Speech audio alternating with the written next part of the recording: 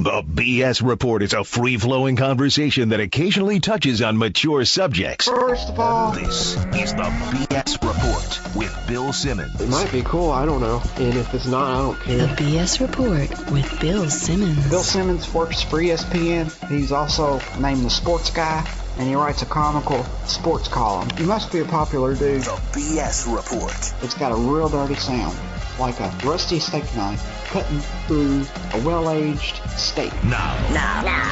Here's Bill Simmons.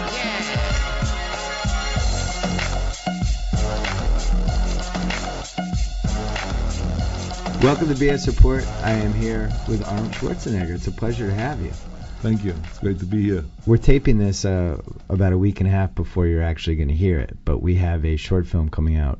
It's the first 30 for 30 short. Actually, I guess we already technically had a first one about Pete Rose, but this launches the series, and it's called Arnold's Blueprint, and it's about basically how you escaped your year service in the Army for about, 36 hours to participate in your first Junior Olympia competition, which you won, and then you had to sneak back in to where you were. What was it like to relive that whole experience in front of the camera? Well, first of all, I don't really call it escape because Snuck out? Well, no, because we were allowed to leave the base. So the only thing was that when you're in the military, you're not allowed to leave the country, or you shouldn't even leave the town, Right. as far as that goes. So, but the competition was on.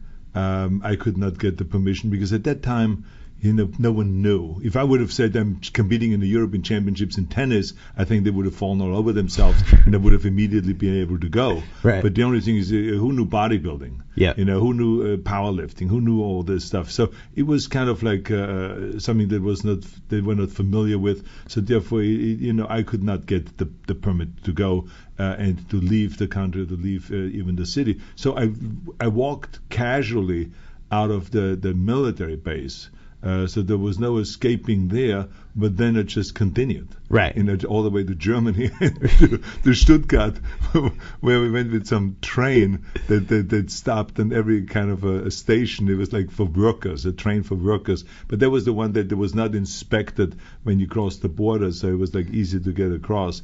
And I competed, and like you said, I won the competition, and then that was a very important competition for me to win because up until that point, I myself kind of always felt like, okay, everyone thinks I'm crazy and that I'm hallucinating and that I'm having these big dreams. Okay, that's normal to have dreams, but I mean, it's not set or based on reality. But here was the first indication that my dreams were based on reality by winning this competition, because winning Junior Mr. Europe, well, the next year after that you would compete in the senior division, or where the grown-ups basically compete, the guys that are 25, 30-year-old guys that are competing, and the next one is Mr. Universe. And so I was going to go get up that ladder as quickly as possible, and I was only 18 years old. So to me, the win the competition was really great and very, very important to get me to gain self-confidence and know that I'm in the right direction. But also, when I went back to the military, I felt like I had an argument, that yes, I violated the rules, and yes, I shouldn't have done it, but it's the only way for me to really win that competition and to go and get, be successful with that first big stepping stone, big step. And, they punished me, but they also were in a dilemma because they wanted to praise me, and they wanted to compliment me, and they wanted to hail me, and they wanted to, show off and show to the rest of the troops, look, what you can accomplish with determination, that nothing can stop you, no matter what is in front of you. And Schwarzenegger has shown that. So it was kind of like I did something bad, but I did something good. So, they put me in jail for 2 days, and then they let me out, and they, Right. And from then on I became the hero. I don't want to step on the short film too much, but the part we didn't cover in it was the actual part where you were on a train. I mean, you're basically, it was almost like being a hobo. You're on this train, like hopping boxcars. Like, what were you doing on the trains? Well, I was just, hanging out with the workers. Like I said, that there was, workers were picked up. The train arrived at the train station, and there was like 50 workers getting into the train, and they were eating their breakfast early in the morning at 5. They went to the factory. So what did you tell them? What did they say to you? They were just looking at me, and they said, "What are you doing?" And I said, "I'm going to compete in Germany at a bodybuilding competition." And then they looked at me, just stared at me. And they said, kind of like I'm from outer space. I mean, it was really, I loved always to shock people. Yeah. It was my favorite when I would just look at them straight and with total, sincerity and say, "I'm a bodybuilder." Yeah. And they said, "Oh, what's that? Right. What do you mean?" And what work do you do? I said, "I work with iron." I said, "With iron?" I said, "Yeah, with dumbbells and with barbells." Well, I don't know what you're talking about. Anyway, I have to go to work. Bye-bye. So it was one of those things. So, but I mean, they were all nice, and then every so often I got a little food from them. And but they got off the next station, and more workers came on for the next station, and this is how it went slowly for many, many hours. Yeah, I mean, I don't think people understand. Like at this point, you're talking mid-60s. Bodybuilding was like this underground thing that really had no big appeal at all, but you were fascinated by a guy named Reg Park.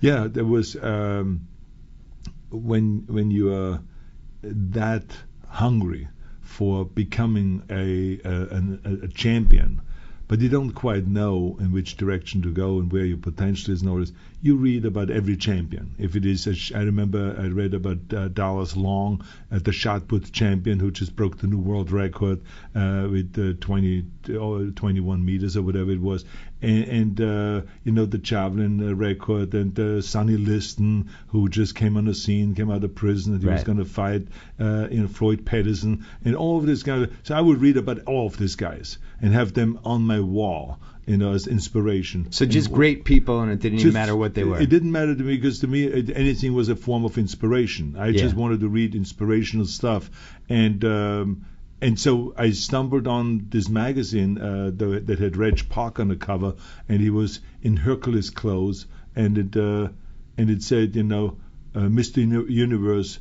to Hercules. It's kind of like, okay, you win Mr. Universe, and then you can get into the movies. That's kind of what it indicated, the cover. So I picked up the magazine and I started looking inside. Well, it was in English, so I didn't understand everything. So I bought the magazine, took it to my friend who that I was working out with, and he was like a 40-year-old guy who knew English very well. Yeah. And so he helped me with the translation and everything.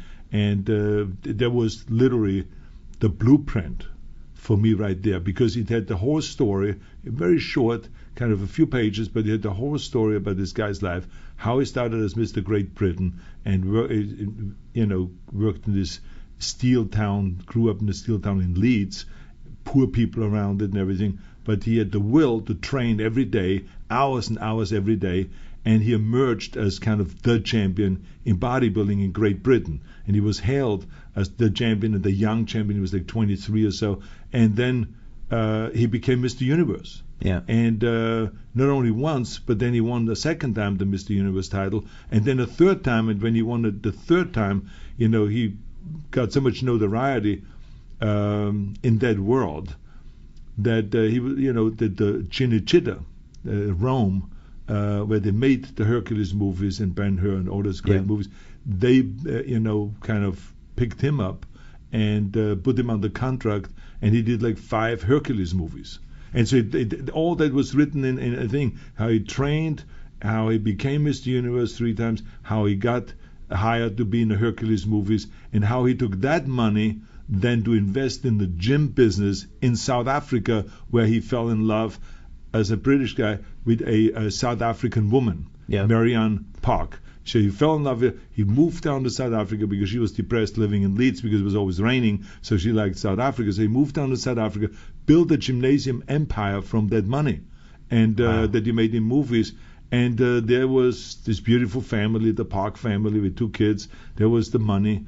There was the fame. There was the movie business. He was the champion. So this is exactly what I want to do in my life. Exactly that. So you were like a kid. You're in Point A, and you want to get to point B, and you have all these other people, and you have like Sonny Liston, and all these people have done great things, and you want to do something great, but you don't even exactly know what it is. Exactly. So I tried every sport.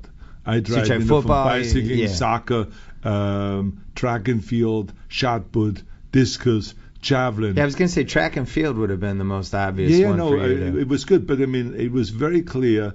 Even in soccer, I was good, but when I started with weight training, it was the amount of compliments that I got in the weight room. It was like every month, it was like people were just stunned. It says, gee, you doubled the amount of weight that you started out with. This is amazing, Arnold. You're curling now already with 15 kilo, 10 reps. I mean, this is like unbelievable. I've never seen a kid come in. As a matter of fact, there's no one your age here anyway, Arnold. This is really amazing. Do you want to be on a weightlifting team? Because it was a weightlifting club. Right. It was not a bodybuilding club. There was no bodybuilding club. So you had to lift, number one, and then you could do on the side your chin-ups and all the other activities like lateral raises and flies and pullovers and those things that were not considered weightlifting exercises. So, but we had to do the weightlifting. So I joined the weightlifting club and competed every week or every other week. We were competing against another town around Graz. You know, we go to Brook. Probably not televised. And right. It was like in always traditionally all powerlifting and all muscle stuff and strongman stuff and weightlifting and all this was always in beer halls. Always where there was beer, so because you had a built-in audience. So there were the people there, the locals, and you have a built-in audience of 50 or 100 people. They'll be watching you compete against the other team, their local team. And that's what I did. And I became part of the weightlifting team. The 6 guys, they would go around from town to town and compete, which was a terrific experience because the important thing when you start out with bodybuilding is that you get some of the basic foundation, which is the thighs, the lower back, the upper back, the trapezius muscles, the strong arms, forearms, so you can hold the weight and clean and jerk the weight and snatch, and the 2-arm press we still did then and all that. So it was really great. And then I also started powerlifting and competed in powerlifting because I was very strong in the deadlift. So that made up for maybe my weakness in the squat. And so I became the powerlifting champion in Austria and in Germany and so on, won some great competitions and all this. So one thing led to the next, and there was realizing that I was meant for this. I grew very quickly, and it was very clear that when I then finally, after winning the Junior Mr. Europe and the Mr. Europe and the Best Built Man of Europe and Mr. International and all those competitions, and I finally entered the Mr. Universe contest when I was 20 years old, I won and became the youngest. This was after the second attempt. When I was 19, I competed. I was a runner-up. I came second to an American. And then with 20, I won, and I became by far the youngest Mr. Universe ever in history. Right. So that's how much potential I had. I grew very quickly, and so therefore, the whole bodybuilding career, becoming the greatest of all time, was literally in front of me, because at that point, when you win the Mr. Universe, you're not the greatest of all time. Yeah. There's people that were better than you that have won 2 or 3 times, and have won Mr. World, and Mr. Olympia, and all those other titles. So I knew I had a long road still to go, but I also knew that road is not going to be happening while I'm in Germany or in Austria. I had to come to America, and so that's really what was my next big obstacle after my obstacle in the military. That this documentary is based on. In the film, you said after you won that competition, the next year in the Army, you gained 25 pounds of muscle. Mm-hmm. Did they have like a gym there? What were you doing? Pull-ups in the barracks? I don't understand how you put on 25 pounds of muscle. Well, first of all, because I was a growing boy. Right. So, when you go from 18 to 19, you still grow. I can see that my son, who just turned 19 yesterday, and he has really grown a lot this last year. Yeah. So it's a time when you grow. It's when you still get taller, when you get bigger, when you get thicker, and all this. Now, if you feed your body this extraordinary food, because you have to understand that the first 18 years, I only had meat once a week, because we couldn't afford meat every day. So we had meat once a week. But now I'm in the military, and now I get meat every day. So that was a huge change, because now I have protein every day. But not only that, every single time that I screwed up on anything in the military, which we have in the documentary, they send you to the kitchen to peel potatoes. Yeah. What they really were doing is they sent me to peel potatoes with a kind of a little wink, kind of saying, out there you can eat whatever you want for this 3 hours while you're peeling potatoes, because there's all the stuff being prepped for the next day. So it was another heavenly, kind of experience to just eat the eggs and the meat and the turkey and the chicken and all of this and the fish protein. Your body's just feeding my off body. it. So Yeah. in the meantime, I was getting like 3-4 hours of workouts a day. Even when I went and maneuver, I emptied the toolboxes on the left and on the right side of the tank that you usually, where you put your tools in case your tread comes off or wheel comes off or something needs to be fixed on the engine and so on. So I took out the tools and put it in another tank, my buddy's tank, and I put the exercise bench in. That was a collapsible exercise bench. You could take the legs out and everything. Just put it all in. It all fit in there. And then the bar and the plates, the 20 kilo plates, the 15 kilo plates, the 10 kilo plates. Sounds like a homemade Solaflex machine or something. Yeah. So I put all of this stuff in there, left and right, filled it up with dumbbells and everything, and then we would go and maneuver. And they would say, Schwarzenegger, a maneuver, I just want you to know there will be 3 weeks of no training. And I said, why do you say that? I said, because you will be busy with the tank driving and all this maintenance and, digging then the hole that you drive over with the tank, then you sleep out and isn't that hole below the tank and all this stuff. You will be busy, trust me. Right. And I said, well, look, why don't you leave it up to me? I'm not going to tell you guys how to go and do the maneuver and how to stage the maneuver and which buildings we're going to blow up. But you shouldn't tell me how I'm going to make it. How I'm going to find time to work out. Even when everyone is asleep at 3 a.m, I'm going to get up and work out. So it's going to happen. And so we took the weights and everything with us. And sure enough, when we went up to the Czechoslovakian border, to Allensteig, to the maneuver place, this huge area, we found every night when we stopped with the tanks and we dug our hole there to where we slept in and drove the tank over and protected ourselves from the wild boar and all this stuff. We pulled out the weights. It was all my 4 buddies in the tank, and we pulled out the weights and we started exercising. And they didn't exercise as intensely because they didn't have the same goal as I had, but they exercised with me, and then sometimes an hour I exercised by myself. But we did intense training. We lifted each other, the weights up under the shoulders so we could do squats. We had a spotter there to lift the weight up so I could do the bench press and a bench and all of this stuff. And then, of course, there was plenty of branches where you could do chin-ups that were around the area and stuff, or going from one tank to the next. So you had to get creative. Very creative. And that's where I learned also how to train with your own body weight, how to use your body for dips and chin-ups and sit-ups and leg raises and upside down kind of pull-ups. So it's like kind of a rowing exercise. And all this, you get very creative, and you have a great time doing it. And even though I was exhausted, but it worked, and I got more and more defined, I got more and more muscular, and with the food, all this contributed that I gained this weight. So when I then left the military and went out to Germany and then trained out there for 2 months to get ready for the Mr. Universe contest, I was really ready to go. How heavy of an underdog were you in that first big contest? I don't think anyone expected me to be in the top 6. Because nobody under 24, 25 ever won those competitions. Knew me. There was I didn't exist. Yeah.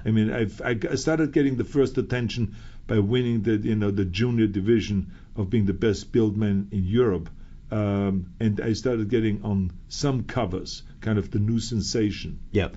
But not in England. This was all in the German-speaking areas, but not in England. In England, I remember when I sent in the first photographs there, and they became aware of me, they started saying, wow, this guy has big arms. Look at this. This is a young guy. This is unbelievable. But they had no idea of in what kind of a shape I would come in and all this. And so when I went over there, I became immediately the sensation. As a matter of fact, even though another fellow won, and he should have won, Chet Uwatton, he was really definitely better than I was, more finished. Yeah. But I was the one that got the standing ovation. Oh. not him.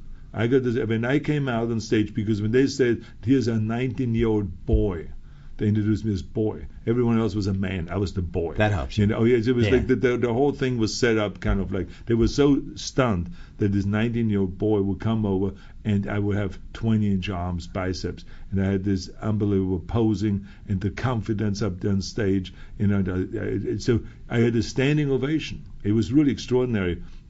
And the same happened also later on in Berlin when I was competing at the Mr. World competition. You know, I also was the only one with a standing ovation. So I knew at that point, with that kind of feedback and winning now, you know, second Mr. Universe and all this, and Mr. Europe, I knew that I was on the right track and that the Mr. Universe title is inevitable. And like I said, the next year when I was 20, I won the Mr. Universe. With 21, I won the second Mr. Universe, and then I went to America, and from then it was exactly the way I wrote my blueprint. Right. I put it together exactly like that. It happened. I mean, I won one title after the other. By the time I was finished, when I retired, I won 13 World Bodybuilding Championships. 13. That was by far the most. I mean, more than double than anyone else won. With 5 times Mr. Universe, Mr. World, Mr. International, 7 times Mr. Olympia, and all this stuff. I mean, there was no one there. It reminds me a little bit of Hulk Hogan emulated superstar Billy Graham, and he kind of saw what superstar Billy Graham did and basically blew it out in a much bigger way. That's then when I was researching for this podcast, when you moved to America, he was one of your friends, superstar Billy Graham, and somebody you trained with in Venice, right? We happened to run into each other in a gym in Gold's Gym. Yeah. And he was working out very hard because he was known as the most muscular and the biggest wrestler. And so it was a perfect pairing there. You know, he had his dreams of becoming the biggest in his profession. I had my dreams of becoming the biggest in my sport. Yeah. And so we were both training together and eating together, lunches and dinners. I went down there many times to the auditorium in downtown Those LA. are two pretty big personalities, though. That's right, yes. We had a terrific time. We were very supportive of one another. Oh, that's interesting. Yeah. So that whole scene, I'm totally fascinated by that whole scene. You have bodybuilding is not taken off yet. The whole fitness movement hasn't really taken off yet. That didn't happen until, I'm going to say 1976, and that was after you retired. But you have all these bodybuilders, you have some wrestlers, and they're all basically in the same gym, right? Well, it was a very interesting era because not only did I meet Billy Graham, but I met from other sports like Chuck Norris. Chuck Norris? Chuck Norris was then the world champion in full contact karate. Oh, yeah. And he was an extraordinary athlete. And he was very lean then and unbelievable fast. And then there was Joe Louis, who was another world champion in full contact karate, who was another extraordinary athlete. So I met them. Then as time went on, I started meeting people like Bruce Channer, who was preparing for the Olympics, and he was training with weights and was one of the first pioneers of weightlifting and weight resistance training. Because remember, in those days, they always said that, look, if you lift weights, if you do any weight resistance, makes you get slower, muscle right? bound, and you get slow and stiff, and you lose your flexibility and your movement. Yeah. And so, of course, the smart ones, like Wilt Chamberlain, was another one that I met and trained with. Wilt Chamberlain. You trained with Wilt Chamberlain? Yeah, Wilt Chamberlain would be in the gym. We eventually ended up doing a movie together. Yeah, Conan. Conan the Destroyer, exactly. But I was a big fan of his because he came to the gym and he worked out also at home and had his own gym. But he came and he would do a tricep extension that, like, the big guys, the strongest guys, would do, let's say, 120 pounds, let's say, tricep extension, pulling down, right?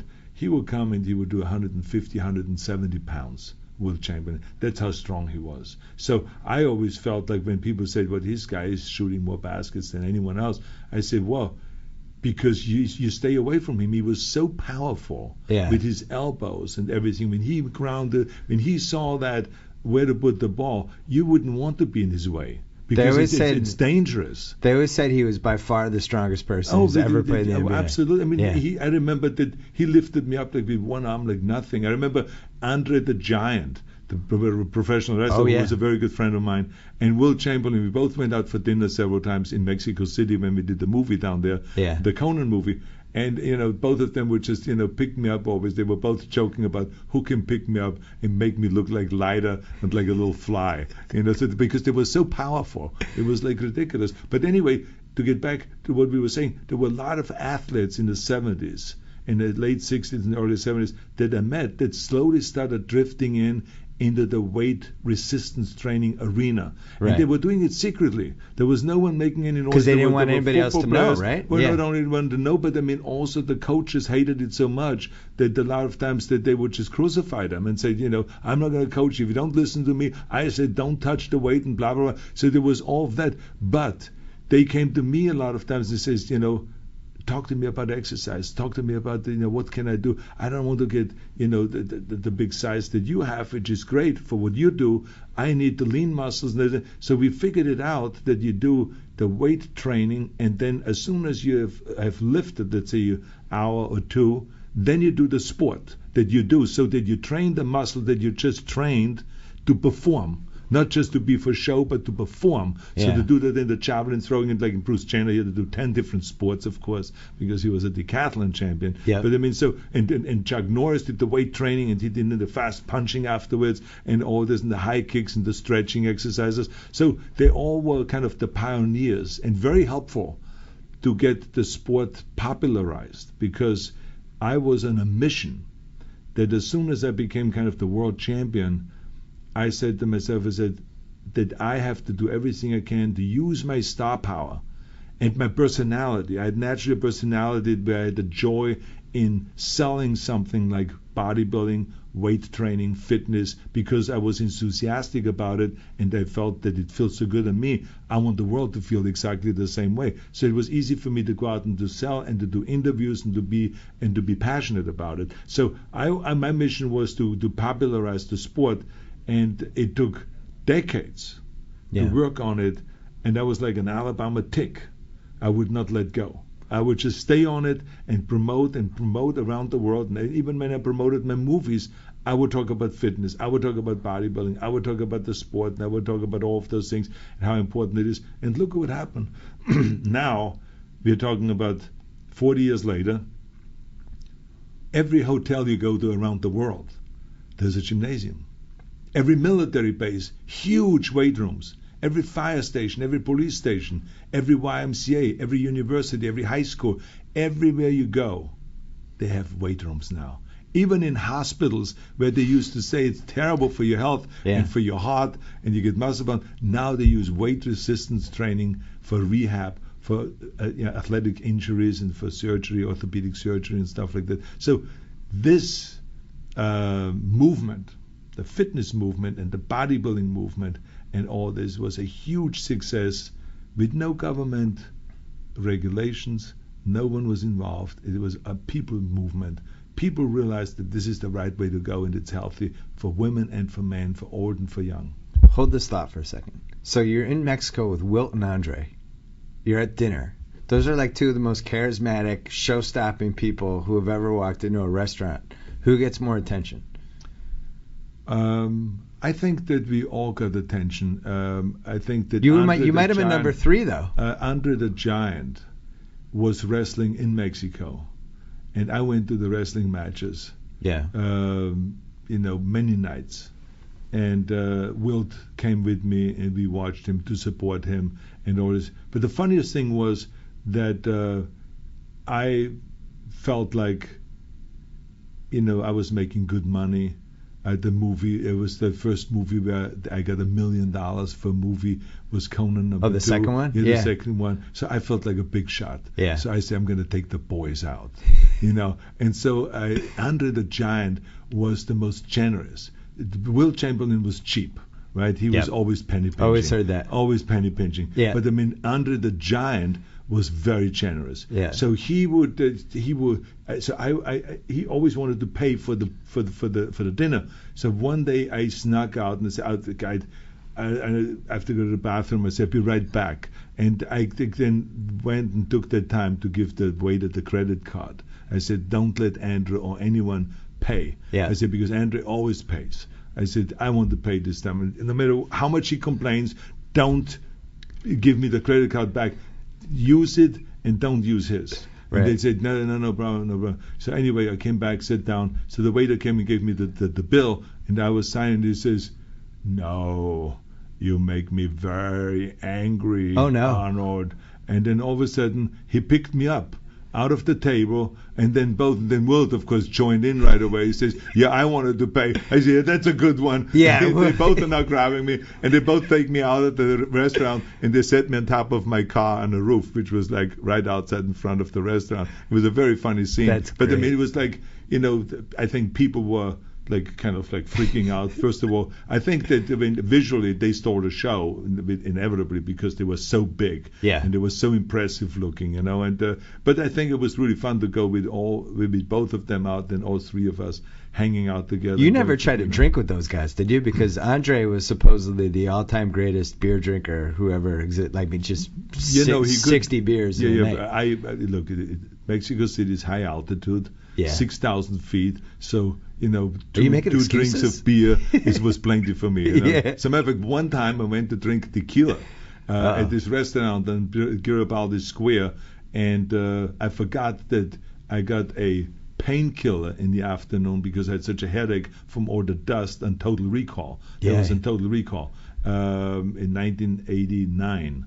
And so I went to drink tequila, forgot that I took this medication, and after 5 or 6 tequilas, I was so out of it. I was so drunk. It was one of the only times that I was so drunk I couldn't even get up. I was so wasted. But it was not only because of the high altitude and the alcohol, it was of that pain medication that I totally forgot about that I took at 5 in the afternoon. So you got to be very careful when you drink down there.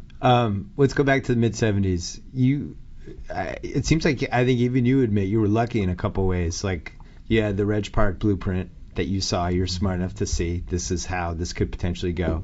But then you win all those titles, and you win your last one, you retire in 75, and you're going to try to become an actor. They're trying to sell this movie called Pumping Iron, documentary. They can't sell it. It takes 2 years for them to try to market it, basically. As this is happening, Rocky comes out, the Jim Fixx jogging thing starts, everyone wants to run up the stairs like Rocky. Boom, the fitness craze takes off. Suddenly you guys have a buyer. Now this documentary comes out. You're the star of the documentary. And then that kind of got the ball rolling. I mean, don't you feel like that, like everything was kind of related there? Well, timing is extremely important. And one thing that happened is that even though I retired from bodybuilding kind of in my mind in 1974, they felt that they could not sell the documentary, and it would not make a good documentary if I wouldn't be in it, because they felt like bodybuilding does not have really personalities, so to speak. They have very talented people, and they're very smart people, and they're great physical phenomena and all of those things. But in order to sell a documentary, you need to come alive on the screen. And I, by nature, not that I did anything with it, just that the camera loves me. Well, let's be honest, though, the other bodybuilders aren't that charismatic, so they needed you. But it's something you have or you don't have. Yeah. It's not that you train yourself. And also the whole concept of the camera liking you or not liking you, I happen to have that. So that's what differentiates someone that becomes a leading man in a movie or someone that is a talented actor and becomes a character actor in a movie. So that, there's things like that. That when you talk about luck, that is luck. You know? But then you have to follow through, of course, with the talent. And so in any case, I then signed on the documentary, and I said, look, to me, again, the most important thing is that we popularize bodybuilding. This documentary will really help to move the agenda forward. So something that nobody knew about, by the way. Yeah. So I jumped back into competition. I made a commitment that I'm going to compete again in a Mr. Olympia competition in South Africa in 1975. And it was a really interesting process to go through, because not only was I now for the first time learning about fundraising, and going around from New York to San Francisco to Chicago to Boston to Los Angeles to San Diego and all those different places to have meetings with business leaders and to raise money for Pumping Iron. Yeah. But also of how you have to really put a film together, a documentary, and then slowly turn it into a docudrama, because you maybe have now the best footage, but you don't have yet the drama in that you need in order to make it an interesting documentary. Because the key thing about documentaries is always that you have great footage of the sport, and that you have as much about the sport as possible, but you need the personalities also behind it. Yeah. That's what makes it then interesting. And so that was important in this one. And so we then raised all the money that we needed to shoot the film and to shoot the training in Gold's Gym, and in Sardinia to shoot Franco Colombo, and somewhere else to shoot someone else, and to shoot on a beach in Venice, and all the different scenes, and to take the camera team down to South Africa to the Mr. Olympia contest. So we had enough money for that. But then afterwards, when we looked at the film, we realized that this movie could be a straight 10. It could be one of the greatest sports documentaries ever. And it is. It still is 35 years later. If we make the changes and change it from a documentary to a docudrama, and change some of the scenes so that we dramatize some of the characters in the movie. So the outcome of the competition, the judging, and all of the stuff that went on is all the way it really is.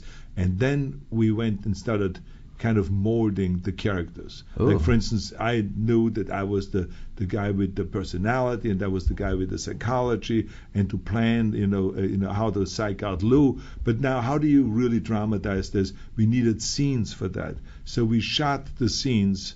I knew about it. They didn't. So we set up scenes. We would have a meeting in South Africa on a round table to have breakfast, and we would stick this microphone in the middle of the table where normally the umbrella is, and put a towel over it so they don't see it.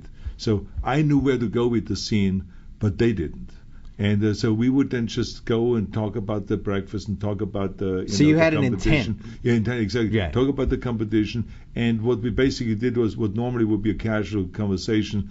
I embellished on it so that the audience has something to enjoy, and to say, oh, so this is what it is. So he's the guy with the psychology. Yeah. He's the guy who's the strong guy, the new guy on the block, bigger than Arnold and everything, but not yet as ripe and not as polished. And his father is the dominant character who controls him, who manages him, who trains him and everything. Yeah. And so the whole idea was, well, if I take down Matty Ferrigno, the father, then the whole Ferrigno empire is going to crumble. Right. So that was the idea behind it. And so that's what I played on this whole thing. And so then it made me kind of like the strategist, the guy that really figured it out and worked it out.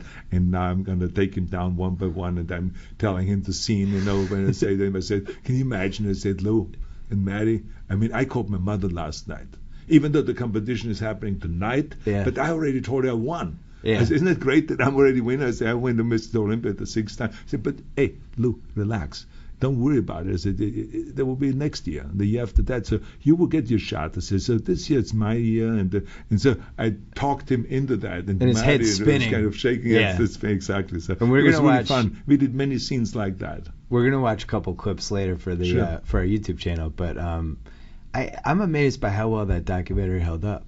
Because things from this mid-'70s don't hold up very well for the most part. But that one, it's almost like you laid the blueprint for everything that would happen with reality TV starting in the early 90s. Like, as you said, stuff based in fact, but you were also going with the intent, like, I'm going to play this certain character. But the character was based, you were pretty close to the character. No, it was an real. exaggerated it's version all real. of you. You just have to, sometimes you maybe have two scenes in reality, but you feel like if you have one more like that, then you can close the deal, and the people really will get it Right. of what you're doing here. So that's what we did. We changed things. Or we had, for instance, Ken Waller steal Mike Katz's T-shirt. T-shirt. Or there was Lou Ferrigno was curling above me, and the way we shot it was like the weight was really right over my head, and I looked up as I was doing my push-ups and said, Lou, I'm watching you. I say, don't even think about it. Yeah. Kind of like he wants to drop really the weight on top of my head and take me out so he can win the Mr. Olympia. So we spiced it up a little bit like that. But in reality, he was not trying to kill me and put the weight on top of my head. He was like 6 feet away, but the way it was shot was like there was real danger there, you know. So things like that we did. You made to fun of calm his it down. grunting too as he was lifting. Oh yeah. You were mocking him. Yeah, I always said, hey, you got to be quiet. I said, this room has to be like a church. I don't know why, but I mean, in the gym, everyone is always grunting, you know. But it was very funny to do that, and it was the beginning of a great relationship between Lou and me. Right. And it came out in 77. That's right, in January of 77. You know, this is pre-cable. You basically have one shot in the movie theaters, and that's it. If it doesn't do well, it's not like you're going to have this potential second life on HBO or something. Did you have like a world premiere? What happened? Well, we had a world premiere in New York, and a lot of celebrities came. You have to understand, at that point, we have hired Bobby Serum. Bobby Serum was the number one publicist in the world then. Yeah. He was at his height. And he was the kind of a guy that in those days, you know, there was no internet yet or anything like that, he would write handwritten letters, 6 pages, to an editor of Time magazine, let's say, or the editor of People magazine and so on. And so we would hire him, and he would talk them into coming to the events. They normally would never go to an event like that.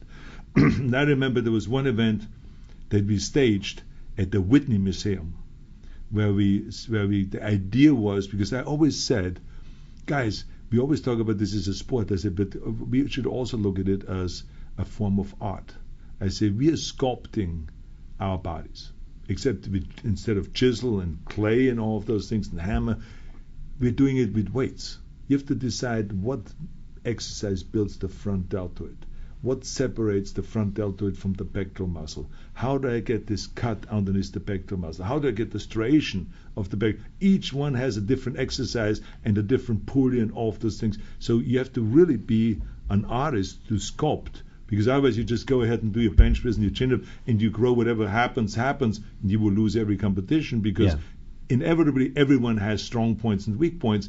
But the trick really in bodybuilding is, how can you quickly adjust your training in such a way that you say, oh, my legs are not going to grow as fast, I have to do more leg training. I have to do the outside, get the outside sweep, so therefore I have to point my toes out, put my legs further apart, and do my squats that way. And so that's how you have to make the adjustments, and that's how you sculpt your body, and that's how you then eventually win the competition. What was your weak point? It was thighs. Thighs? Yeah, thighs, yeah. It was because I had long thighs, therefore it was harder for me to squat, and therefore it was harder for them to respond. So I had to do like 30 sets of thighs. As a matter of fact, I was squatting so much always that we had an oxygen tank there, because I was so exhausted after the reps that I almost fainted. Yeah. So only the oxygen tank right away saved me from fainting or from throwing up. And then I could go immediately to the leg extension and do the leg curls, and then get more oxygen and go back to the squat and pump it again, and put the 400 or 500 pounds on it. So I was torturing myself, because it was really hard to get the thigh muscle developed and to be up to the standard of my chest and my arms and the rest of it. Did you feel like when that movie came out, did you feel like you were famous once that movie came out? Did you notice people looking at you differently, or like, how did that play out? It was really interesting, because as time went on, there's some people that experience fame overnight. Right. They do a TV series or something like that, and there's a huge hit, and then all of a sudden all these people that were not known a week ago, now all of a sudden, bang, they become sex symbols and idols, and everyone is screaming when they see them and all this. My career happened very slow. So every step of the way like that, winning Mr. Olympia, winning Mr. Universe, more and more fans, it was just increased slowly. Then eventually, when I was on the Tonight Show and on Merv Griffin and on the Kirk Douglas and Michael Douglas show, in all of those shows, I became more and more popular. And then the Pumping Iron came out, Newsweek, Time magazine, People magazine, everyone wrote about it as an extraordinary documentary. They complimented it. We went to Cannes, to the film festivals. I was a huge hit over there internationally with all the photographers taking pictures on the beach, with me and the crazy horse girls from Paris and Disney, all these different photographs. Andy Warhol was painting me. Jamie Wires was painting me. Leroy Neiman was painting me. Everyone was painting. All the artists came out and painted me. That was posing for them. The best photographers in the world were photographing me. So it really started gaining momentum, And it was really extraordinary to see that. And then I was getting into the movies. I was doing Stay Hungry, and I was doing Streets of San Francisco TV series, and I was doing The Villain with Kirk Douglas and Anne Margaret. And then eventually in 1980, it all paid off, because my big dream to be a Reg Park and to do a Hercules movie, which was in that case a Conan movie, the same idea, became a reality. In 77, I would argue that was probably the single greatest year to be famous. I mean, it just seemed like a really fun year. I'm always jealous of. You had the start of the disco era. You had, it was very like a promiscuous time. You had all kinds of stuff going on. New York was fun. LA was fun. You didn't have the paparazzi like you have now. You didn't have the internet. What do you remember about 77?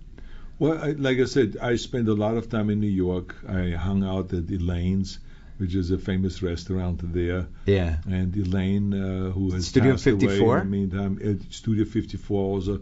But she would introduce me to all the high-powered entertainment people. Yeah. And she would always insist that I sit with them and at the dinner table and talk to them so they get to know me.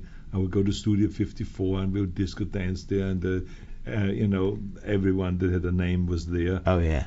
And so it was a very interesting time then, and I had no idea of how far I still needed to go, because I thought, man, I have it made. I'm on all the covers now. I'm on TV all the time, on all the talk shows, and I have it made. But I mean, there was still a long road ahead to climb that ladder and to get up there to that action genre where I wanted to get to, because I wanted to go and do those muscle movies like Conan, but I wanted it to be more than a muscle movie and really develop my acting in a way so that it could be that my performance could be accepted also in other movies besides muscle movies.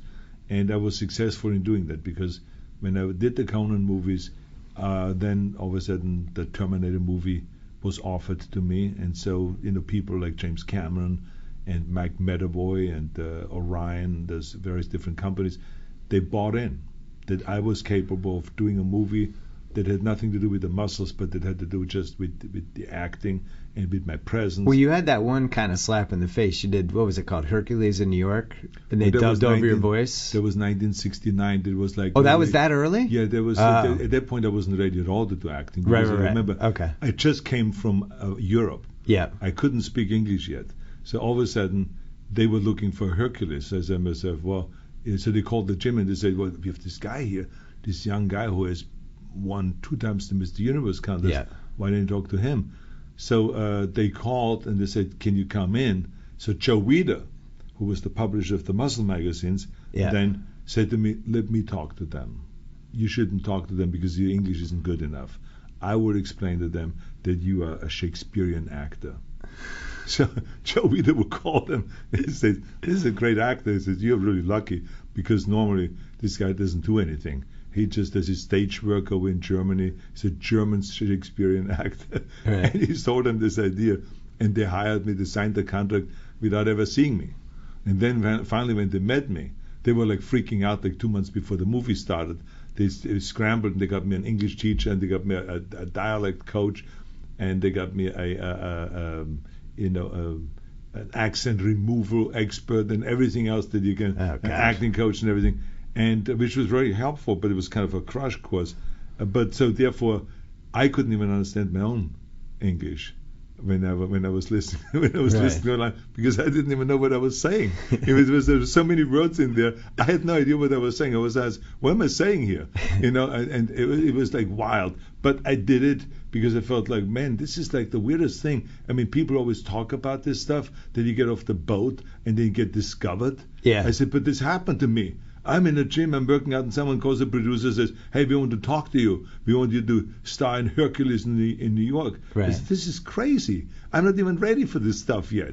And it is my dream. They changed your name too, right? Yeah, They got Arnold Strong. Yeah, because in those days Not a bad name. There was still. It was funny because there was one guy.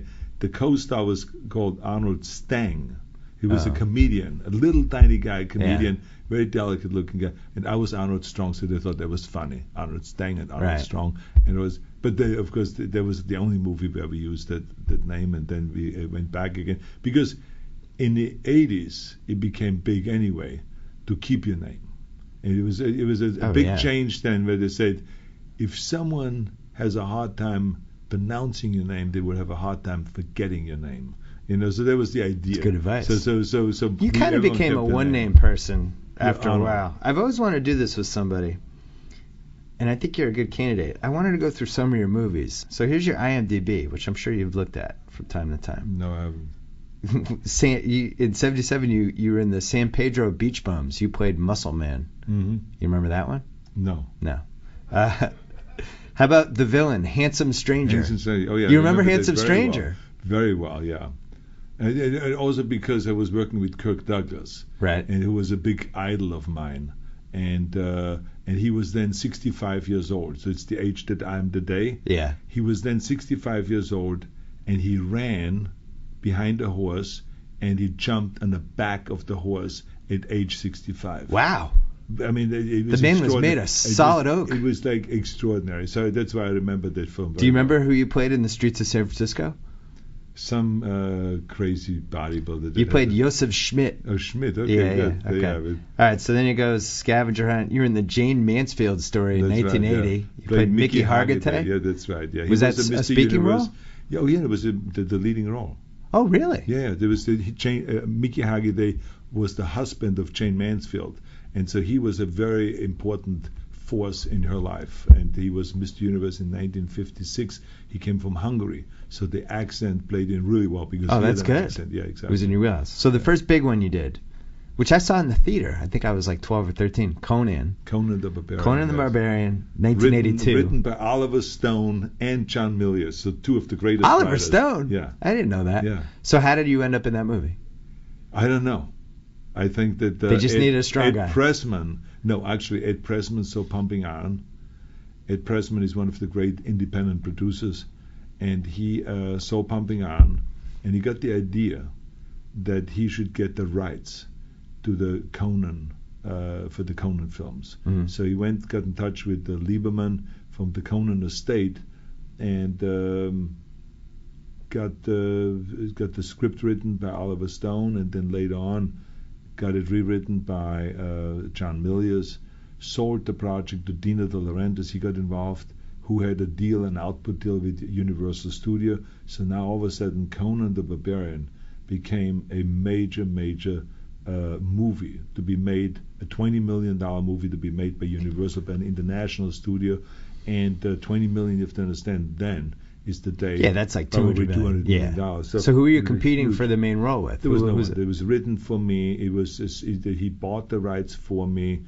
We signed a 5-picture deal, and I swear to you, I could not believe that my dream just became a reality. That when I signed that contract in 1977, 3 years before we did the movie. Yeah.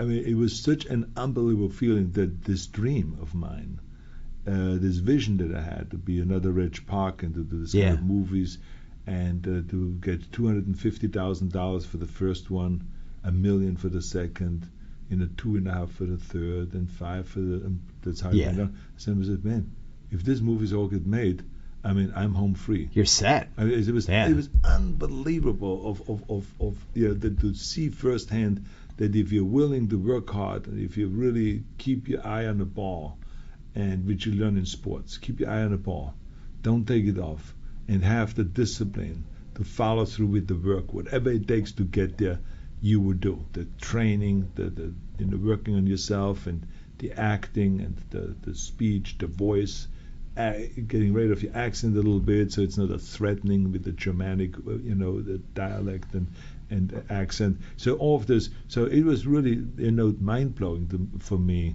And was a good movie. To sign that contract and to do the movie and then to be number one in the box office. Yeah. Think about, here's my first really big movie that I'm doing. We're number one at the box office, so it was really spectacular. Yeah, I wonder, like, had it been a bad movie, I still feel like your career happens, but it might have been a little bit tougher in the next couple but years. I mean, look, we all have movies that go in the toilet. Yeah. And we all have our failures, and we also have our successes. And the key thing is to have more successes than failures. Right. Because that's what makes you move up eventually. If you have more failures, then you move down. So that was always the trick, and I was very fortunate that I locked into that action genre, which was the action genre that was a new creation, which was where the action heroes actually showed physically that they are action heroes. Oh, we should talk about this because you mentioned this in the short film. You came up at a time and you said in the short film what's funny about how you have these little tiny actors like De Niro and Pacino, and even like the quote unquote action people, Clint Eastwood, Charles Bronson. They were kind of these brooding people with guns. They weren't people that were fighting 15 bad guys at the same time. And then Conan, and then I think the same year Stallone did First Blood, right? First Blood, yeah. And all of a sudden we were off. And then it was basically you guys over the next, I'm going to say 6, 7, 8 years, you probably made 12, 13 of those between you? Yes. The thing was that Charles Bronson and Clint Eastwood were already on the right track. Yep. Except that in those days, bodybuilding was not yet accepted. So therefore, they always would say, "Oh, no, we don't work out. Right. I was born like that." Right. I was very fortunate. My mother had strong bones, and my father was very tall, and he was a hardworking guy. So I have his genes, and so that's why I'm muscular. That's the kind of answer they would give when people ask them. I said, "How do you get this body? Look how ripped you are." And all this. Yeah. They would never say they worked out. Yeah. So today, everyone is of course proud to say, "Oh, I work out 4 hours a day." I have or a whatever. trainer. I get up at 6 in the morning. So I get on this diet. I mean, you got to try this diet and all this. But in those days, it was just the sport itself was not something that you wanted to brag about. So, but I mean, they were in the right direction. They worked out. They did regular training, not to the extent that we did. But they did. But then later on, they left the door open for you. Totally, yeah. And it always takes someone to pave the way, and no one does things by themselves. Yeah. This whole thing was created. They set the scene. All of these action guys like John Wayne and Clint Eastwood and Charles Bronson and Kirk Douglas and all those guys. They paved the way. Yeah. And then we came in, and there was this need for to see the body and to see the heroic muscles and all this. There was the Bruce Lee that came on the scene who showed his body ripped and he was punching around and all this. So all of this started happening, and at the same time, I think that you could see a direct relationship also between the woman's lib, going up like that and gaining power, and the man's masculinity kind of took a dive. And they felt like all of a sudden crippled by, wow, this is, I don't know if we can handle this competition. They're trying to ace us out. They're taking our jobs. They're taking our responsibilities and all. So they were freaking out in a way, because women came on really strong. The women's magazines came on really strong. The books that were written and all this. And so it got to the point where men really used those action movies where one man takes care of everything, and with the muscles and the body and all this, kind of as an escape. To go to the theater to just feel like for 2 hours relief where some guy kicks some ass, and no matter who is in front of him, woman or man, it will be eliminated. So it was escapism. So you feel like there was a correlation. That's interesting. Absolutely, without any doubt. Yeah. So Conan the Destroyer came out 2 years later. We got to see Wilt ride a horse. That's always right. enjoyed that. Yeah, How did Wilt get on the horse? I think most of the time the horse rode on Wilt, because they put the saddle on Wilt. Poor Wilt. He was like so big. Oh, he just couldn't get the hang of the horse. The feet was like hanging down he was almost touching the ground when he was sitting on the horse. I don't remember that much about the movie, just Wilt on the horse. I know, but the funniest thing was that they have Grace Jones in this movie.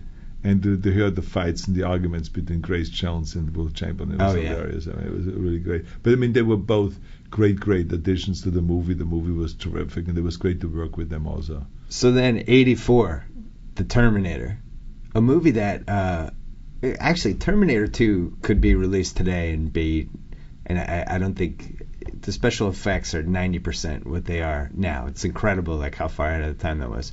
Terminator 1 is a little more dated, but still really super enjoyable. Like even now, 28 years later, that was the movie that I felt like you just went boom. No, there was a You very became intense, super famous after that movie. It was a very intense movie, and that movie established me as like the guy can do big action movies. He can carry a movie. We don't have to rely on his body here.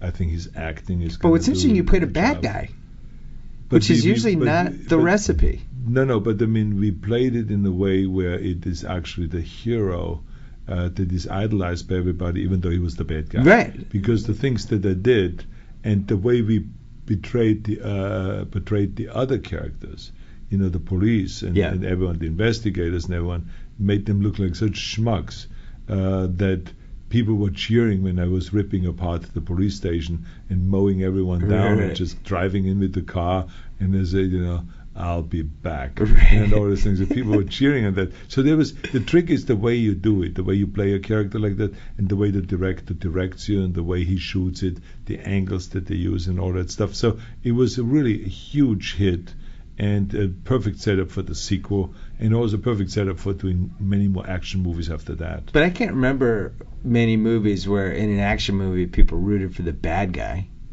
Or the alleged bad guy. Right, even though, exactly, as you said, like people were actually rooting for the guy. And I guess because you were playing a robot, you were kind of off the hook. But it was still pretty interesting. It was an interesting dynamic. Yeah, because he was a machine. Yeah. That was the great thing. Now, the interesting thing about it is that those two movies, the Conan movie and the Terminator movie, were kind of like proved how you can make your obstacles and turn them into assets.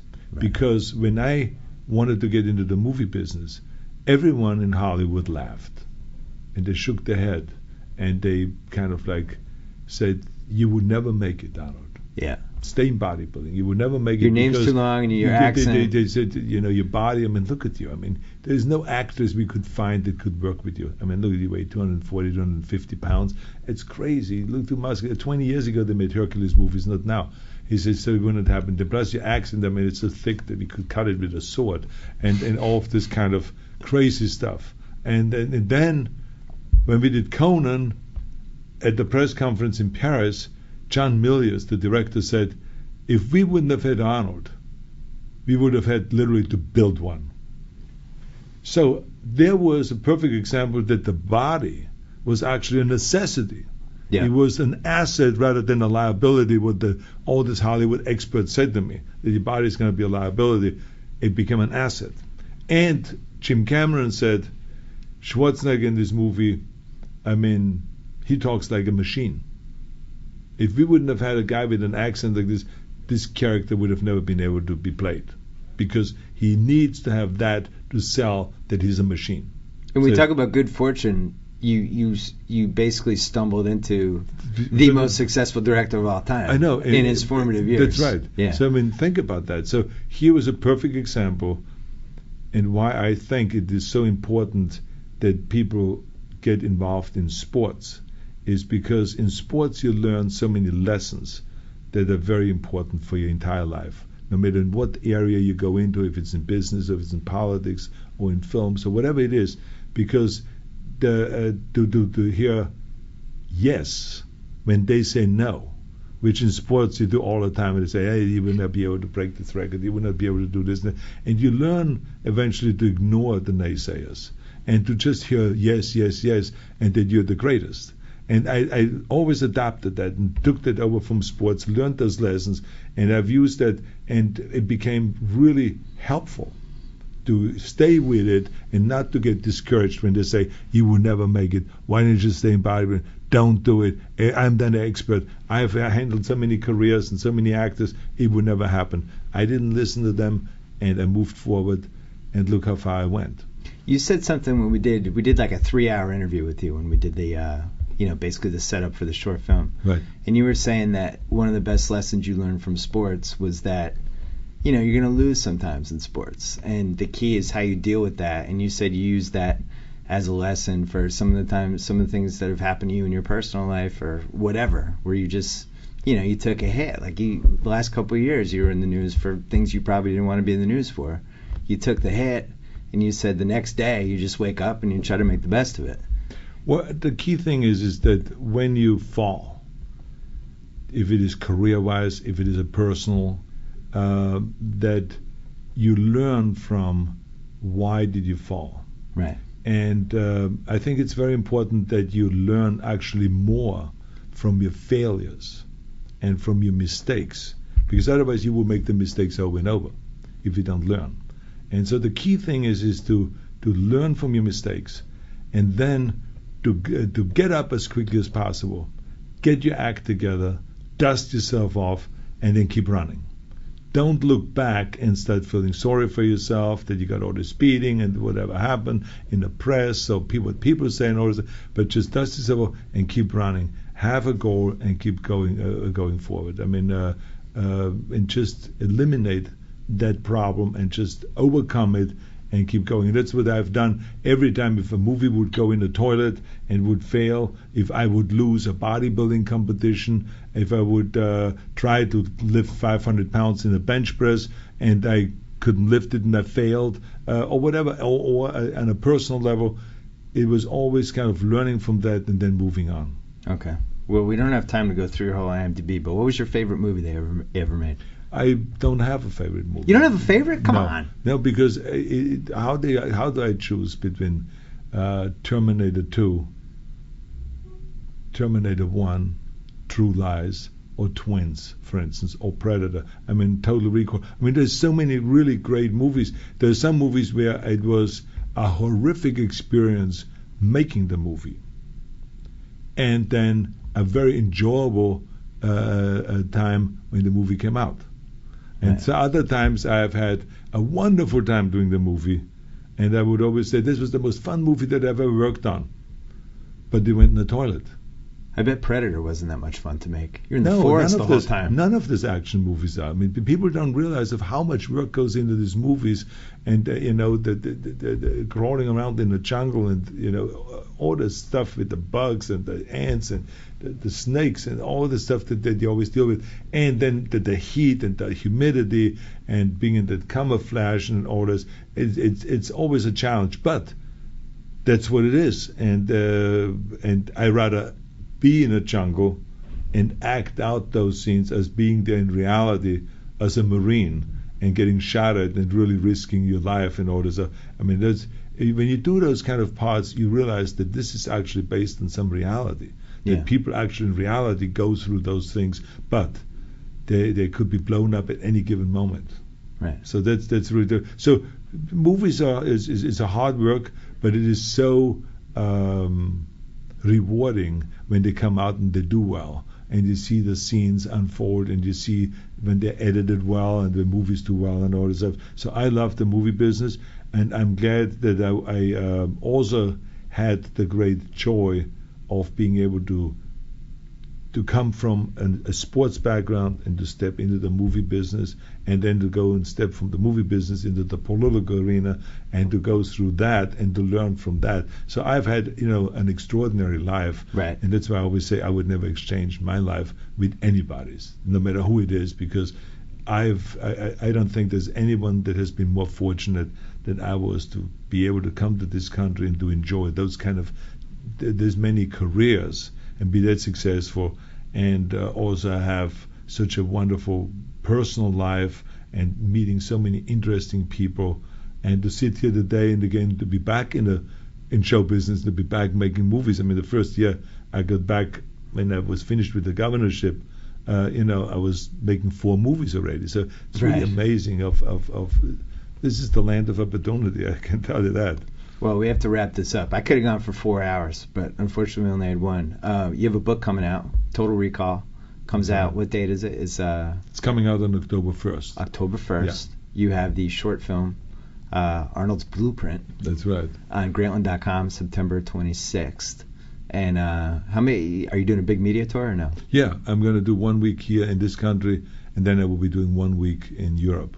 going to Germany to the Frankfurt Book Fair, and then go to London and to Paris and to Madrid and to different towns all over Europe and promoting the film. Because remember, the most important thing is like Ted Turner said, early to bed, early to rise, work like hell and advertise. So I mean, that is advertising. You got to let the people know that the book is coming out, otherwise you have nothing, right?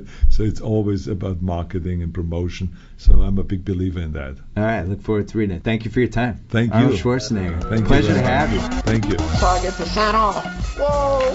Thank you for downloading the BS Report with Bill Simmons. Too much fun. Check out more podcasts at the iTunes Music Store or at Pod Center at ESPNradio.com. Peace out.